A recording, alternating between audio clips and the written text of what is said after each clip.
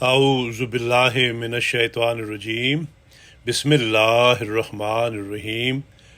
عورت کی تخلیق کا مقصد اور مقام، قسط اول، روزنامہ الفضل انٹرنیشنل، بدھ 21 جون 2023۔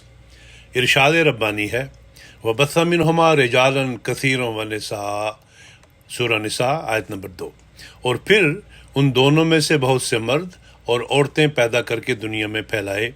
اس آیت سے معلوم ہوتا ہے کہ انسانی نسل کو پروان چڑھانا اور اس کی نسل میں اضافہ کرنا نکاح اور شادی کا مقصد ہے، تاکہ یہ نسل پوری دنیا میں چھا جائے اور پوری دنیا میں اللہ کی کبریائی ہو۔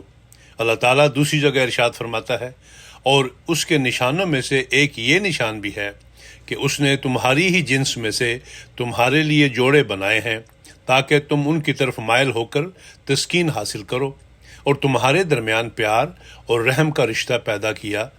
اس میں فکر کرنے والی قوم کے لیے بڑے نشان ہیں، سورہ روم آیت نمبر 22۔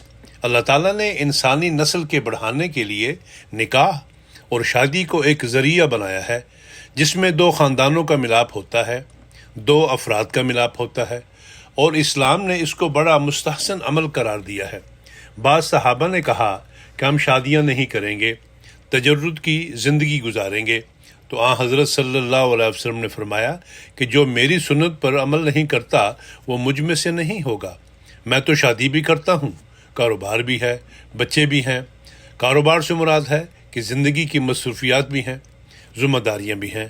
ماخوذ از خطبہ جمعہ، فرمودہ 15 مئی 2011۔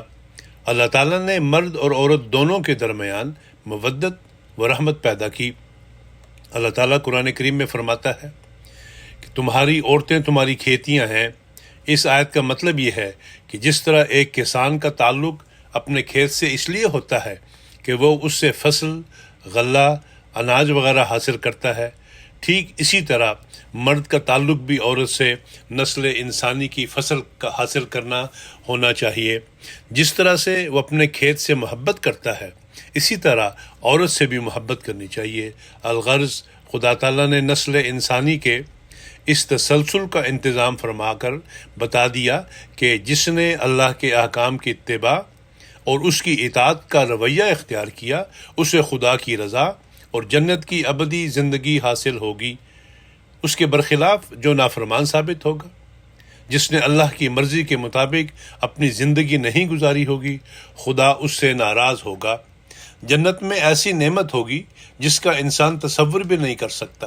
اس کے لیے مقابلے میں دنیا کی نعمتوں کی کوئی اہمیت نہیں ہے، اور نہ آخرت کی زندگی کے مقابلے میں دنیا کی اس چھوٹی سی زندگی کی کوئی حیثیت ہے۔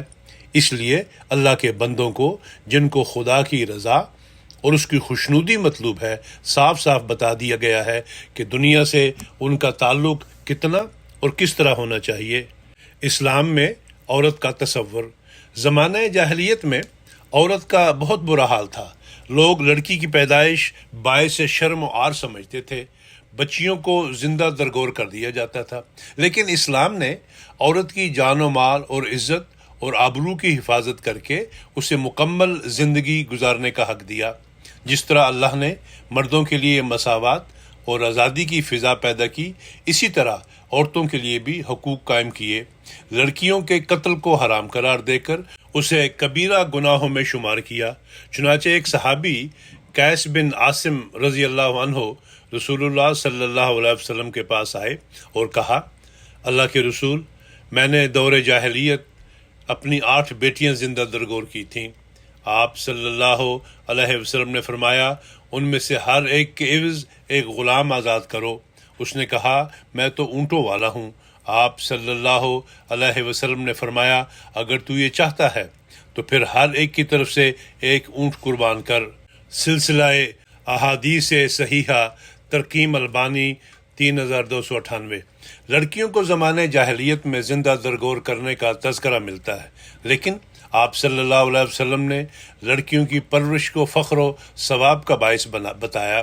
ایک حدیث میں ارشاد ہوا، تم میں سے کسی کے پاس 3 لڑکیاں یا 3 بہنیں ہوں اور وہ ان کے ساتھ اچھا سلوک کرے تو جنت میں ضرور داخل ہوگا۔ جامع ترمذی۔ ایک اور حدیث میں ہے کہ جس کے پاس کوئی لڑکی ہو وہ اسے دفن نہ کرے، نہ اس کی تذلیل و توہین کرے اور نہ بیٹے کو اس پر ترجیح دے، تو اللہ تعالیٰ اسے اپنی رحمت میں لے گا اور اسے جنت میں داخل کرے گا۔ سنن ابی داؤد کتاب النوم۔ ایک مرتبہ ارشاد فرمایا، جو ان لڑکیوں کی پرورش سے دو چار ہو اس کے لیے یہ سب جہنم سے پردہ ہوں گی۔ جامع ترمذی ابواب البر والصلہ۔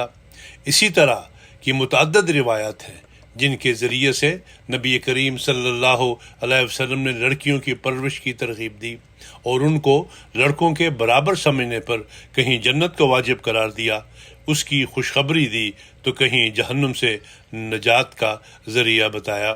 مرسلہ آمنہ نورین، جرمنی۔